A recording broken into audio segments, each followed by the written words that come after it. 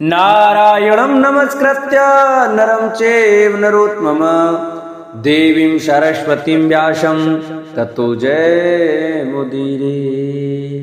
बोलो भागवत भगवान की जय। प्रिय भक्तजनों, आज की वीडियो में आप सुने श्रीमद् भागवत महापुराण के तृतीय स्कंद के 14वें अध्याय की कथा, जिसमें कि दिति का गर्भाधारण, इस कथा का वर्णन सुनाएंगे। तो सभी भक्तजन हमारी श्रीमद् भागवत महापुराण की कथा को बड़े श्रद्धा भाव और प्रसन्नचित्त मन से सुने। आइए भक्तों, कथा को प्रारंभ करते हैं। उससे पहले जो भक्त हमारे चैनल पर नए आए हैं, जिन्होंने अभी तक अपने चैनल को सब्सक्राइब नहीं किया है, वो हमारे चैनल को सब्सक्राइब करें, वीडियो को लाइक करें और कमेंट में ओम नमो भगवते वासुदेवाय राधे राधे अवश्य लिखें। बोलो भागवत भगवान की जय। बोलो सुखदेव भगवान की जय। श्री सुखदेव जी कहते हैं, राजन, प्रयोजनवश शुकर बने श्री हरि की कथा को मैत्रेय जी के मुख से सुनकर भी भक्ति व्रतधारी विदुर जी को पूर्ण तृप्ति न हुई। अतः उन्होंने हाथ जोड़कर फिर पूछा। विदुर जी ने कहा, मुनिवर, हमने यह बात आपके मुख से अभी सुनी है कि आदि दैत्य हरणाक्ष को भगवान यज्ञ मूर्ति ने ही मारा था। ब्रह्मन जिस समय भगवान लीला से ही अपनी डालों पर रखकर पृथ्वी को जल में से निकाल रहे थे, उस समय उनसे दैत्यराज हरणाक्ष की मुठभेड़ किस कारण हुई? श्री मैत्रेय जी ने कहा, विदुर जी, तुम्हारा प्रश्न बड़ा ही सुंदर है, क्योंकि तुम श्री हरि की अवतार की कथा के विषय में ही पूछ रहे हो, जो मनुष्यों के मृत्यु पाश का छेदन करने वाली है। देखो, उत्तानपाद का पुत्र ध्रुव बालकपन में श्री नारद जी की सुनाई हुई हरि कथा के प्रभाव से ही मृत्यु के सिर पर पैर रखकर भगवान के परम पद पर आरूढ़ हो गया था। पूर्व काल में एक बार इसी बारे भगवान और हरणाक्ष के युद्ध के विषय में देवताओं के प्रश्न करने पर देव श्री ब्रह्मा जी ने उन्हें यह इतिहास सुनाया था, और उसी के परंपरा से मैंने सुना है। विदुर जी, एक बार दक्ष की पुत्री दिति ने पुत्र प्राप्ति की इच्छा से कामातुर होकर सायंकाल के समय ही अपने पति मर्चिनंदन कश्यप जी से प्रार्थना की। उस समय कश्यप जी खीर की आहुतियां द्वारा अग्निजिह्व भगवान यज्ञपति की आराधना कर सूर्यास्त का समय जान अग्निशाला में ध्यानस्थ होकर बैठे थे। दिति ने कहा, विद्वान, मत वाला हाथी जैसे केले के वृक्ष को मसल डालता है, उसी प्रकार ये प्रसिद्ध धनुर्धर कामदेव मुझ अबला पर जोर जताकर आपके लिए मुझे बेचैन कर रहा है। अपनी पुत्रवती सौतों की सुख समृद्धि को देखकर मैं ईर्ष्या की आग से जली जाती हूं। अतः आप मुझ पर कृपया कीजिए, आपका कल्याण हो। जिनके गर्भ से आप जैसा पति पुत्र रूप से उत्पन्न होता है, वे ही स्त्रियां अपने पतियों से सम्मानित समझी जाती हैं। उनका सुयश संसार में सर्वत्र फैल जाता है। हमारे पिता प्रजापति दक्ष का अपनी पुत्रियों पर बड़ा स्नेह था। एक बार उन्होंने हम सबको अलग अलग बुलाकर पूछा कि तुम किसे अपना पति बनाना चाहती हो। वे अपनी संतान की सब प्रकार की चिंता रखते थे। अतः हमारा भाव जानकर उन्होंने उनमें से हम 13 पुत्रियों को, जो आपके गुण स्वभाव के अनुरूप थी, आपके साथ ब्याह दिया। अतः मंगल मूर्ते कमल नयन, आप मेरी इच्छा पूर्ण कीजिए, क्योंकि हे महत्तम, आप जैसे महापुरुषों के पास दीन जनों का आना निष्फल नहीं होता। विदुर जी, दिति कामदेव के वेग से अत्यंत बेचैन और बेबस हो रही थी। उसने इसी प्रकार बहुत सी बातें बनाते हुए दीन होकर कश्यप जी से प्रार्थना की। तब उन्होंने उसे सुमधुर वाणी से समझाते हुए कहा, भीरू, तुम्हारी इच्छा के अनुसार मैं अभी अभी तुम्हारा प्रिय अवश्य करूंगा। भला जिसके द्वारा अर्थ, धर्म और काम तीनों की सिद्धि होती है, अपनी ऐसी पत्नी की कामना कौन पूर्ण नहीं करेगा। जिस प्रकार जहाज पर आरूढ़ चढ़कर मनुष्य महासागर को पार कर लेता है, उसी प्रकार गृहस्थाश्रमी दूसरे आश्रमों को आश्रय देता हुआ अपने आश्रम द्वारा स्वयं भी दुख समुद्र के पार हो जाता है। मानिनी, स्त्री को तो त्रिविध पुरुषार्थ की कामना वाले पुरुष का आधा अंग कहा गया है। उस पर अपनी गृहस्थी का भार डालकर पुरुष निश्चिंत होकर विचरता है। इंद्रिय रूप शत्रु अन्य आश्रम वालों के लिए अत्यंत दुर्जय है, किंतु जिस प्रकार किले का स्वामी सुगमता से ही लूटने वाले शत्रुओं को अपने अधीन कर लेता है, उसी प्रकार हम अपनी विवाहिता पत्नी का आश्रय लेकर इन इंद्रिय रूप शत्रुओं को सहज में ही जीत लेते हैं। ग्रहेश्वरी, तुम जैसी भार्या के उपकारों का बदला तो हम अथवा और कोई भी गुणग्राही पुरुष अपनी सारी उम्र में अथवा जन्मांतर में भी पूर्ण रूप से नहीं चुका सकते, तो भी तुम्हारी इस संतान प्राप्ति की इच्छा को मैं यथाशक्ति अवश्य पूर्ण करूंगा। परंतु अभी तुम एक मुहूर्त ठहरो, जिससे लोग मेरी निंदा न करें। यह अत्यंत घोर समय राक्षस आदि घोर जीवों का है और देखने में भी बड़ा भयानक है। इसमें भगवान भूतनाथ के गढ़ भूत प्रेत आदि घूमा करते हैं। साध्वी, इस संध्या काल में भगवान भूतपति भगवान शंकर अपने गढ़ भूत प्रेत आदि को साथ लिए बैल पर चढ़कर विचरा करते हैं, जिनका जटाजूट शमशान भूमि से उड़े हुए बवंडर की धूलि से धूसरित होकर देदीप्यमान हो रहा है, तथा जिनके स्वर्ण कांति में गौर शरीर में भस्म लगी हुई है, वे तुम्हारे देवर ससुर महादेव जी अपने सूर्य चंद्रमा और अग्नि रूप 3 नेत्रों से सभी को देखते रहते हैं। संसार में उनका कोई अपना या पराया नहीं है, न कोई अधिक आदरणीय और न निंदनीय है। हम लोग तो अनेक प्रकारों के व्रतों का पालन करके उनकी माया को ही ग्रहण करना चाहते हैं, जिसे उन्होंने भोग कर लात मार दी है। विवेकी पुरुष अविद्या के आवरण को हटाने की इच्छा से उनके निर्मल चरित्र का गान किया करते हैं। उनसे बढ़कर तो क्या, उनके समान भी कोई नहीं है और उन तक केवल सत्पुरुषों की ही पहुंच है। यह सब होने पर भी वे स्वयं पिशाचों का सा आचरण करते हैं। यह नर शरीर कुत्तों का भोजन है, जो अविवेकी पुरुष आत्मा मानकर वस्त्र आभूषण माला और चंद्रादि से इसी को सजाते संवारते रहते हैं। वे अब आगे ही आत्माराम भगवान शंकर के आचरण पर हंसते हैं। हम लोग तो क्या, ब्रह्मादि लोकपाल भी उन्हीं की बांधी हुई धर्म मर्यादा का पालन करते हैं। वे ही इस विश्व के अधिष्ठान हैं तथा यह माया भी उन्हीं के आज्ञा का अनुसरण करने वाली है।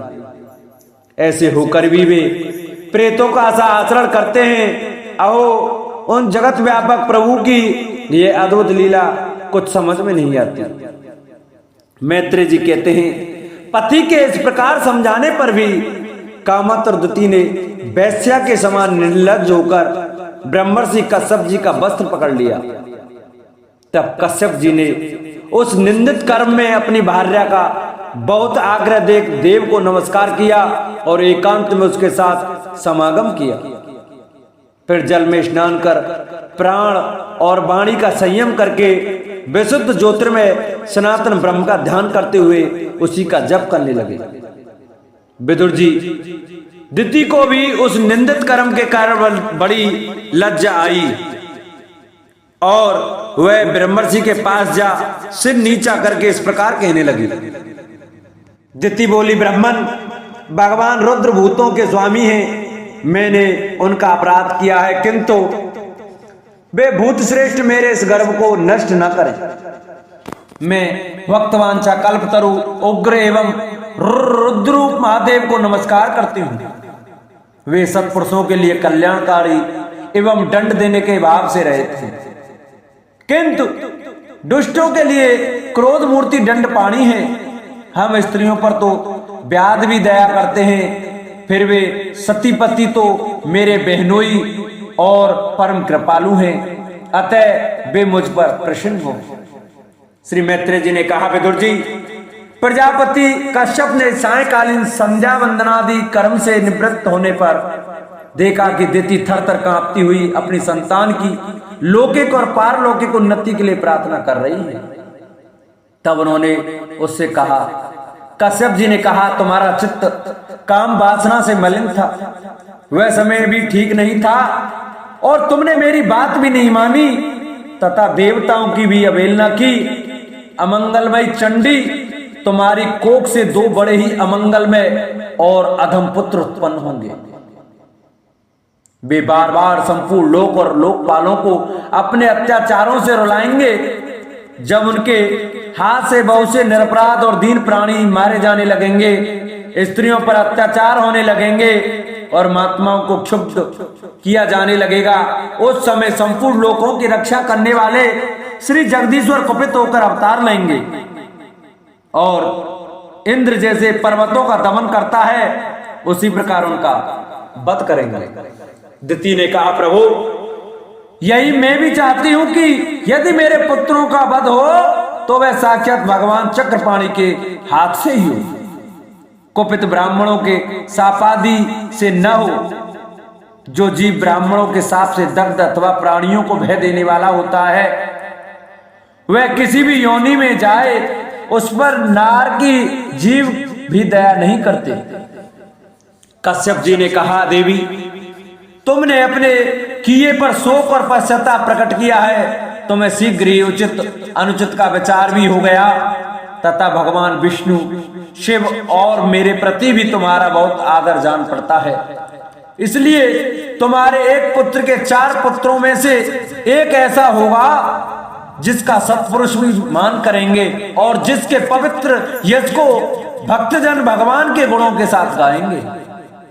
जिस प्रकार खोटे सोने को बार बार तपाकर शुद्ध किया जाता है, उसी प्रकार साधु जन उनके स्वभाव का अनुकरण करने के लिए निर्वैरता आदि उपायों से अपने अंतःकरण को शुभ करेंगे। जिनकी कृपा से उन्हीं का स्वरूप भूत यह जगत आनंदित होता है, वे स्वयं प्रकाश भगवान भी उसकी अनन्य भक्ति से संतुष्ट हो जाएंगे।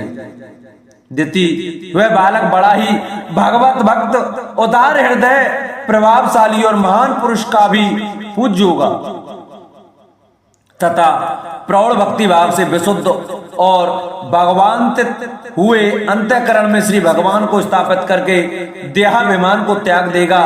वह विषयों में अनासक्त, शीलवान, गुणों का भंडार तथा दूसरों की समृद्धि में, सुख और दुख में दुख मानने वाला होगा, उसका कोई शत्रु न होगा तथा चंद्रमा जैसे ग्रीष्म ऋतु के ताप को हर लेता है, वैसे ही संसार के शोक को शांत करने वाला होगा।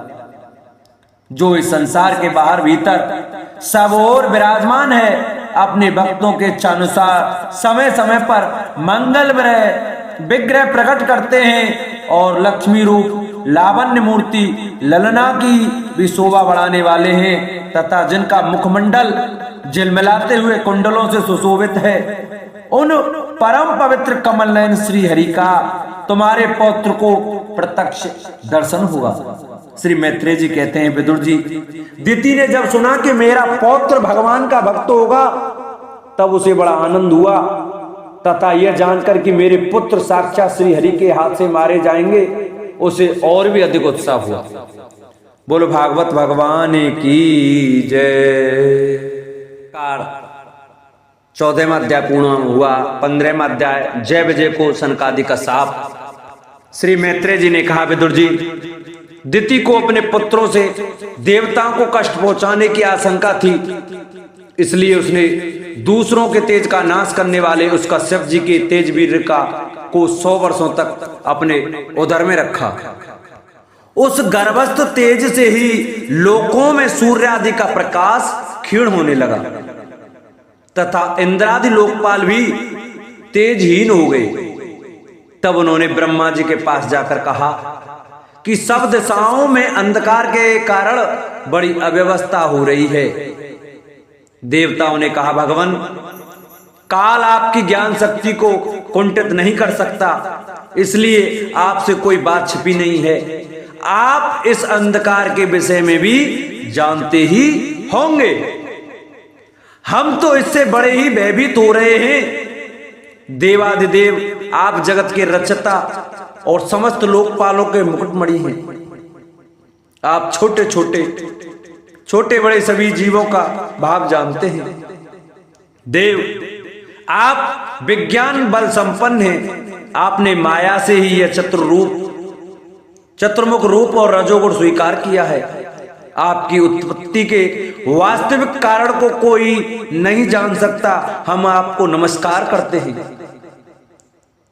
आप में संपूर्ण भवन स्थित है। कार्य कारण रूप सारा प्रपंच आपका शरीर है, किंतु वास्तव में आप इससे परे हैं। जो समस्त जीवों के उत्पत्ति स्थान आपका अनन्य भाव से ध्यान करते हैं, उन सिद्धि योगियों का किसी प्रकार भी हास नहीं हो सकता, क्योंकि वे आपके कृपा कटाक्ष से कृतकृत्य हो जाते हैं तथा प्राण, इंद्रियां और मन को जीत लेने के कारण उनका योग भी परिपक्व हो जाता है। रस्सी से बंधे हुए बैलों की भांति आपकी वेदवाणी से जकड़ी हुई सारी प्रजा आपकी अधीनता में नियम पूर्वक कर्मानुष्ठान करके आपको बलि समर्पित करती है। आप सबके नियंता मुख्य प्राण हैं। हम आपको नमस्कार करते हैं। भूमन, इस अंधकार के कारण दिन रात का विभाग स्पष्ट हो जाने से लोगों के सारे कर्म लुप्त होते जा रहे हैं, जिससे वे दुखी हो रहे हैं। उनका कल्याण कीजिए और हम शरणागतों की ओर अपनी अपार दृष्टि से निहारिए। देव, आग जिस प्रकार ईंधन में पड़कर बढ़ती रहती है, उसी प्रकार कश्यप जी के वीर से स्थापित हुआ यह दिति का गर्भ सारी दिशाओं को अंधकार में करता हुआ क्रम से बढ़ रहा है। श्री मैत्रेय जी कहते हैं, मां भाव, देवताओं की प्रार्थना सुनकर भगवान ब्रह्मा जी हंसे और उन्हें अपनी मधुर वाणी से आनंदित करते हुए कहने लगे। श्री ब्रह्मा जी ने कहा, देवताओं, तुम्हारे पूर्वज मेरे मानस पुत्र सनकादि लोकों की आसक्ति त्याग कर समस्त लोकों में आकाश मार्ग से विचरा करते थे। एक बार वे भगवान विष्णु के शुद्ध सत्व में सब लोकों के शिरोभाग में स्थित वैकुंठ धाम में जा पहुंचे। वहां सभी लोग विष्णु रूप होकर रहते हैं और वह प्राप्ति भी उन्हीं को होता है जो अन्य सब प्रकार की कामनाएं छोड़कर केवल भगवत चरण शरण की प्राप्ति के लिए अपने धर्म द्वारा उनकी आराधना करते हैं। वहां वेदांत प्रतिपाद्य धर्म मूर्ति श्री आदि नारायण हम अपने भक्तों को सुख देने के लिए शुद्ध सत्वमय स्वरूप धारण कर हर समय विराजमान रहते हैं। उस लोक में नैश्रेयस नाम का एक वन है जो मूर्तिमान केवल्य सा ही जान पड़ता है। वह सब प्रकार की कामनाओं को पूर्ण करने वाले वृक्षों से सुशोभित है, जो स्वयं हर समय 6 ऋतुओं की शोभा से संपन्न रहते हैं। वहां विमानचारी गंधर्वगण अपनी प्रियाओं के सहित अपने प्रभु की पवित्र लीलाओं का गान करते रहते हैं, जो लोगों की संपूर्ण पाप राशि को भस्म कर देने वाली है। उस समय सरोवर में खिली हुई मकरंदपूर्ण वासंतिक माधवी लता की मधुर सुमधुर गंध उनके चित्त को अपनी ओर खींचना चाहती है, परंतु वे उसकी ओर ध्यान नहीं देते, वरम उस गंध को उड़ाकर लाने वाले वायु को ही बुरा भला कहते हैं। जिस समय भ्रमर राज ऊंचे स्वर से गुंजार करते हुए मानो हरि कथा का गान करते हैं, उस समय थोड़ी देर के लिए कबूतर, कोयल, सारस, चकवे, पपीहे, हंस, तोते, तीतर और मोरों का कोलाहल बंद हो जाता है, मानो वे भी उस कीर्तनानंद में बेसुध हो जाते हैं। श्री हरि तुलसी से अपने श्री विग्रह को सजाते हैं और तुलसी की गंध का ही अधिक आदर करते हैं। ये देखकर वहां के मंदार कुंद, कुरवक, तिलक वृक्ष, उत्पल, रात्रि में खिलने वाले कमल, चंपक, अर्ण, पुन्नाग, नागकेसर, बकुल, मौलश्री, अम्बुज, दिन में खिलने वाले कमल और पारिजात आदि पुष्प सुगंध युक्त होने पर भी तुलसी का सा ही तप अधिक मानते हैं। वह लोक वैदुर्य, मकरतमणि, पन्ने और स्वर्ण के विमानों से भरा हुआ है। ये सब किसी कर्म फल से नहीं बल्कि एकमात्र श्री हरि के पाद पदों की वंदना करने से ही प्राप्त होते हैं। उन विमानों पर चढ़े हुए कृष्ण प्राण भगवत भक्तों के चित्तों में बड़े बड़े नितंबों वाली सुमुखी सुंदरियां भी अपनी मंद मुस्कान एवं मनोहर हास प्रयास से काम बेकार नहीं उत्पन्न कर सकती। परम सौंदर्यशालिनी लक्ष्मी जी, जिनकी कृपा प्राप्त करने के लिए देवगण भी यत्नशील रहते हैं, श्री हरि के भवन में चंचलता रूप दोषों को त्याग कर रहती है। जिस समय अपने चरण कमलों के नुपुरों की झनकार करते हुए वे अपनी लीला कमल घुमाती हैं, उसी समय उस कनक भवन की स्फुट में दीवारों में उनका प्रतिबिंब पड़ने से ऐसा जान पड़ता है मानो वे उन्हें बुहार रही हो। प्यारे देवताओं, जिस समय दासियों को साथ लिए वे अपने कीणावन में तुलसी दल द्वारा भगवान का पूजन करती हैं, तब वहां के निर्मल जल से भरे हुए सरोवर में, जिनमें मूंगे के घाट बने हुए हैं, अपना सुंदर अलकावली और उन्नत नासिका से सुशोभित मुखारविंद देखकर यह भगवान का चुम्बन किया हुआ है, यूं जानकर उसे बड़ा सौभाग्यशाली समझती है। जो लोग भगवान की पापापहारिणी लीला कथाओं को छोड़कर बुद्धि को नष्ट करने वाली अर्थ काम संबंधी अन्य निंदित कथाएं सुनते हैं, वे उस वैकुंठ लोक में नहीं जाते।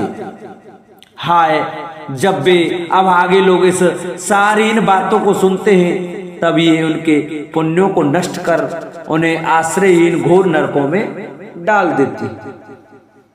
आहा, इस मनुष्य योनि की बड़ी महिमा है। हम देवता लोग भी इसकी चाह करते हैं, इसी में तत्व ज्ञान और धर्म की भी प्राप्ति हो सकती है। इसे पाकर भी जो लोग भगवान की आराधना नहीं करते, वे वास्तव में उनकी सर्वत्र फैलाई हुई माया से मोहित हैं। देवादिदेव श्री हरि का निरंतर चिंतन करते रहने के कारण जिनसे यमराज दूर रहते हैं, आपस में प्रभु के सुयश की चर्चा चलने पर अनुराग जन्य व्यलतावश जिनके नेत्रों से अविरल अश्रुधारा बहने लगती है तथा शरीर में रोमांच हो जाता है, और जिनके से शील स्वभाव की हम लोगों की इच्छा करते हैं, वे परम भागवत ही हमारे लोकों से ऊपर उस वैकुंठ धाम में जाते हैं। जिस समय सनकादि मुनि विश्व गुरु श्री हरि के निवास स्थान संपूर्ण लोकों के वंदनीय और श्रेष्ठ देवताओं के विचित्र विमानों से विभूषित उस परम दिव्य और अद्भुत वैकुंठ धाम में अपने योग बल से पहुंचे, तब उन्हें बड़ा ही आनंद हुआ। भगवत दर्शन की लालसा से अन्य दर्शनीय सामग्री को उपेक्षा करते हुए वैकुंठ धाम की 6 ड्योढ़ियां पार करके जब वे 7वीं पर पहुंचे, तो वहां उन्हें हाथ में गदा लिए 2 समान आयु वाले देव श्रेष्ठ दिखलाई दिए, जो बाजूबंद, कुंडल और कीट आदि अनेकों अमूल्य आभूषणों से अलंकृत थे। उनकी 4 श्यामल भुजाओं के बीच में मत वाले मधुकरों से गुंजायमान बनमाला सुशोभित थी तथा बाकी भौएं फड़कते हुए नासिका रंध्र और अरुण नयनों के कारण उनके चेहरे पर कुछ क्षोभ के से चिन्ह दिखाई दे रहे थे।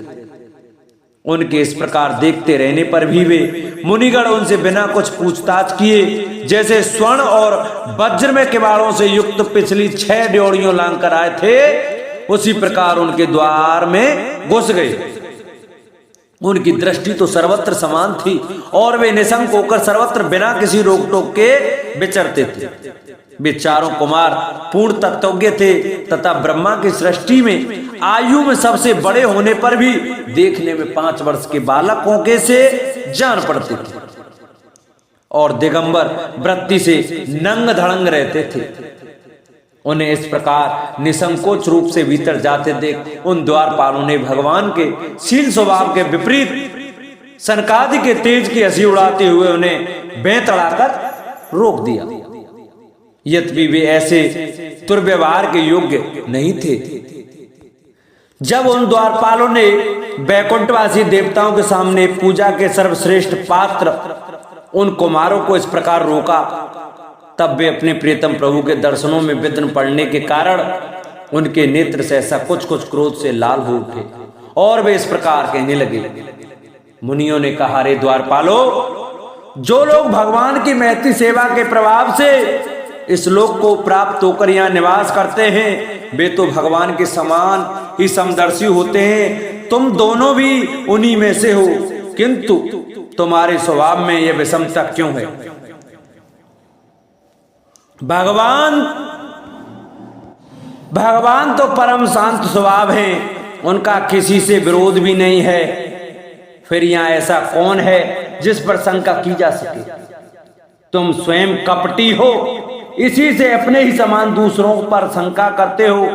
भगवान के उदर में यह सारा ब्रह्मांड स्थित है, इसलिए यहाँ रहने वाले ज्ञानी जन सर्वात्मा श्री हरि से अपना कोई भेद नहीं देखते, बल्कि महाकाश में घटाकाश की भांति उनमें अपना अंतर्भाव देखते हैं। तुम तो देव रूपधारी हो, फिर भी तुम्हें ऐसा क्या दिखाई देता है जिससे तुमने भगवान के साथ कुछ भेदभाव के कारण होने वाले भय की कल्पना की? तुम हो तो इन भगवान बैकुंठ नाथ के पार्षद, किंतु तुम्हारी बुद्धि बहुत मंद है। अतएव तुम्हारा कल्याण करने के लिए हम तुम्हारे अपराध के योग्य दंड का विचार करते हैं। तुम अपनी भेद बुद्धि के दोष से इस बैकुंठ लोक से निकलकर उन पापमय योनियों में जाओ जहां काम, क्रोध, लोभ प्राणियों के ये 3 शत्रु निवास करते हैं। सनकादि के कठोर वचन सुनकर और ब्राह्मणों के शाप को किसी भी प्रकार के शस्त्र समूह से निवारण होने योग्य न जानकर श्री हरि के वे दोनों पार्षद अत्यंत दीन भाव से उनके चरण पकड़ कर पृथ्वी पर लौट गए।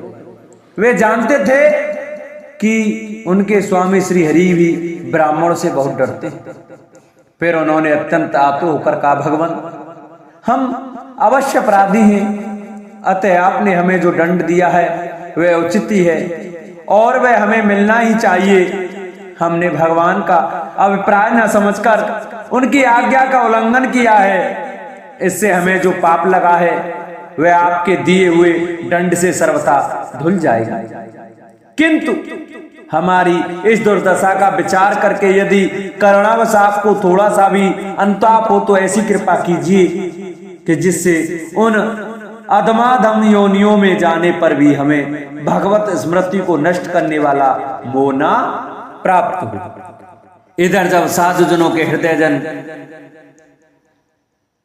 भगवान कमलनाथ को मालूम हुआ कि मेरे द्वारपालों ने सनकादि साधुओं का अनादर किया है, तब वे लक्ष्मी जी के सहित अपने उन्हीं श्री चरणों से चलकर ही वहां पहुंचे जिन्हें परमहंस मुनिजन भी ढूंढते रहते, सहज में पाते नहीं। सनकादि ने देखा कि उनकी समाधि के विषय श्री बैकुंठनाथ स्वयं उनके नेत्र गोचर होकर पधारे हैं। उनके साथ साथ पार्षदगण छत्र चमराद लिए चल रहे थे तथा प्रभु के दोनों ओर राजहंस के पंखों के समान 2 श्वेत चवर ढुलाए जा रहे थे। उनकी शीतल वायु से उनके श्वेत छत्र में लगी हुई मोतियों की झालर हिलती हुई ऐसी शोभा देती थी मानो चंद्रमा की किरणों से अमृत की बूंदें झर रही हैं। प्रभु समस्त सद्गुणों के आश्रय हैं, उनकी सौम्य मुख मुद्रा को देखकर जान पड़ता था मानो वे सभी पर अनवरत कृपा सुधा की वर्षा कर रहे हैं।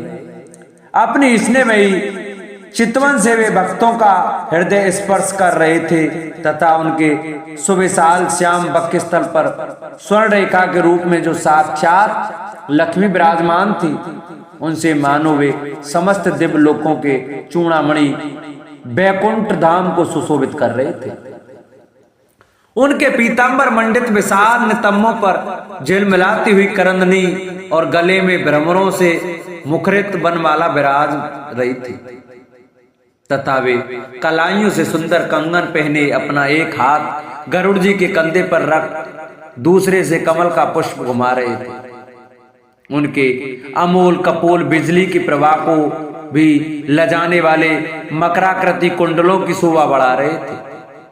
उभरी हुई सुगढ़ नासिका थी, बड़ा ही सुंदर मुख था, सिर पर मणि में मुकुट विराजमान था तथा चारों भुजाओं के बीच महामूल्यवान मनोहर हार की और गले में कौस्तुभ मणि की अपूर्व शोभा थी। भगवान का श्री विग्रह बड़ा ही सौंदर्यशाली था। उसे देखकर भक्तों के मन में ऐसा वितर्क होता था कि इसके सामने लक्ष्मी जी का सौंदर्याभिमान भी गलत हो गया। ब्रह्मा जी कहते हैं, देवताओं, इस प्रकार मेरे महादेव जी के और तुम्हारे लिए परम सुंदर विग्रह धारण करने वाले श्री हरि को देखकर सनकादि मुनीश्वरों ने उन्हें सिर झुकाकर प्रणाम किया। उस समय उनकी अद्भुत छवि को निहारते निहारते उनके नेत्र तृप्त नहीं होते थे। सनकादि मुनीश्वर निरंतर ब्रह्मानंद में निमग्न रहा करते थे, किंतु जिस समय भगवान कमल नयन के चरणारविंद मकरंद से मिली हुई तुलसी मंजरी के गंध से सुवासित वायु ने नासिका रंध्रों के द्वारा उनके अंतःकरण में प्रवेश किया, उस समय वे अपने शरीर को संभाल न सके और उस दिव्य गंध ने उनके मन में भी खलबली पैदा कर दी। भगवान का मुख नील कमल के समान था, अति सुंदर अधर और कुंदकली के समान मनोहर हार से उसकी शोभा और भी बढ़ गई थी। उसकी झांकी करके वे कृतकृत्य हो गए और फिर पद्मराग के समान लाल लाल नखों से सुशोभित उनके चरण कमल देखकर वे उन्हीं का ध्यान करने लगे। इसके पश्चात वे मुनिगण अन्य साधनों से सिद्ध न होने वाली स्वाभाविक अष्ट सिद्धियों से संपन्न श्री हरि की स्तुति करने लगे। जो योग मार्ग द्वारा मोक्ष पद की खोज करने वाले पुरुषों के लिए उनके ध्यान का विषय अत्यंत आदरणीय और नयनानंद की बुद्धि करने वाला पुरुष प्रकट करते हैं। सनकादि मुनियों ने कहा, अनंत यद्यपि आप अंतर्यामी स्वरूप से दुष्ट चित्त पुरुषों के हृदय में भी स्थिर रहते हैं, तथापि उनकी दृष्टि से ओझल ही रहते हैं, किंतु आज हमारे नेत्रों के सामने तो आप साक्षात विराजमान हैं। प्रभु, जिस समय आपसे उत्पन्न हुए हमारे पिता ब्रह्मा जी ने आपका रहस्य वर्णन किया था, उसी समय श्रवण रंध्रों द्वारा हमारी बुद्धि में तो आप आविराजित थे, किंतु प्रत्यक्ष दर्शन का महान सौभाग्य तो हमें आज ही प्राप्त हुआ है। भगवान, हम आपको साक्षात परमात्म तत्व ही जानते हैं। इस समय आप अपने विशुद्ध सत्वमय विग्रह से अपने इन भक्तों को आनंदित कर रहे हैं। आपकी सगुण साकार मूर्ति को राग और अहंकार से युक्त मुनिजन आपकी कृपा दृष्टि से प्राप्त हुए सुदृढ़ भक्ति योग के द्वारा अपने हृदय में उपलब्ध करते हैं। प्रभु, आपका सुयश अत्यंत कीर्तनीय और सांसारिक दुखों की निवृत्ति करने वाला है। आपके चरणों की शरण में रहने वाले जो माँ बाप आपकी कथाओं के रसिक हैं, वे आपके आत्यंतिक प्रसाद मोक्ष पद को भी कुछ अधिक नहीं गिनते, फिर जिन्हें आपकी जरा सी टेढ़ी भुएं ही भयभीत कर देती हैं। उन्हें इंद्रपद आदि अन्य भोगों के विषय में तो कहना ही क्या है। भगवान, यदि हमारा चित्त भोरे की तरह आपके चरण कमलों में ही रमण करता रहे, हमारी वाणी तुलसी के समान आपके चरण संबंध से ही सुशोभित हो और हमारे कान आपकी श्वेत सुधा से परिपूर्ण रहें, तो अपने पापों के कारण भले ही हमारा जन्म नरकादि योनियों में हो जाए, इसकी हमें कोई चिंता नहीं। विपुल कीर्ति प्रभु, आपने हमारे सामने जो यह मनोहर रूप प्रकट किया है, उससे हमारे नेत्रों को बड़ा ही सुख मिला है। बेशक अजितेंद्रिय पुरुषों के लिए इनका दृष्टिगोचर होना अत्यंत कठिन है।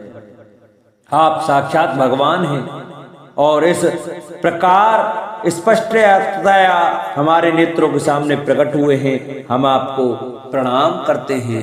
बोलो भागवत भगवान की जय। प्रिय भक्तजनों, कल हम आपको 16वें अध्याय में जय विजय का वैकुंठ से पतन की कथा का वर्णन सुनाएंगे। तो सभी भक्तजन हमारी श्रीमद् भागवत महापुराण की कथा को प्रतिदिन बड़े श्रद्धा और भाव से सुने। तो आइए भक्तों, हम अपनी कथा को अब विश्राम करते हैं। जिन भक्तों को हमारी ये वीडियो अच्छी लगी हो वो हमारी वीडियो को ज़्यादा से ज़्यादा शेयर करें। जिन्होंने चैनल को सब्सक्राइब नहीं किया वो चैनल को सब्सक्राइब करें, वीडियो को लाइक करें और कमेंट में राधे राधे जय श्री कृष्ण अवश्य लिखें। बोलो भागवत भगवान की जय।